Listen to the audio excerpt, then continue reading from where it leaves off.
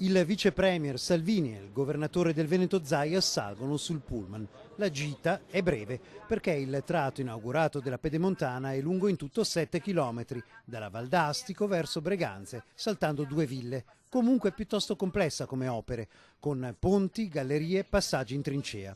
Solo questa parte è costata 120 milioni di euro, il taglio del nastro e quindi l'occasione per sottolineare alcuni interessi molto forti della trazione leghista del governo su temi cari al territorio, agli imprenditori e in generale al nord.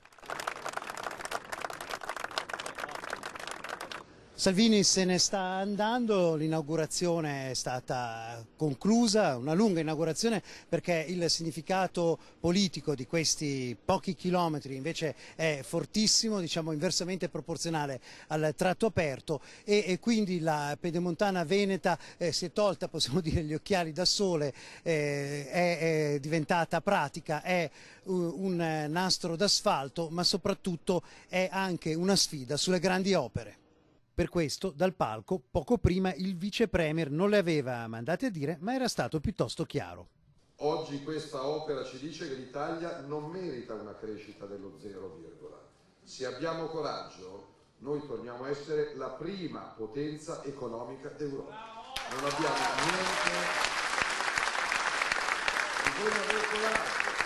E, come se non bastasse, il vice premier, in una tensostruttura gremita all'inverosimile di amministratori locali, ha rincarato la dose, con i ministri 5 Stelle assenti ma ben presenti nei suoi pensieri.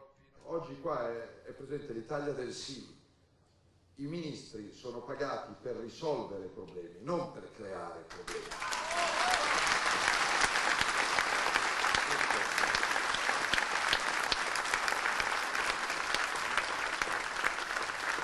Penso che dipingerci come dei devastatori, dipingerci come quelli che nottetempo nascondono rifiuti, dipingerci come coloro che non hanno dialogo con il territorio, non se ne preoccupano dell'ambiente è grave.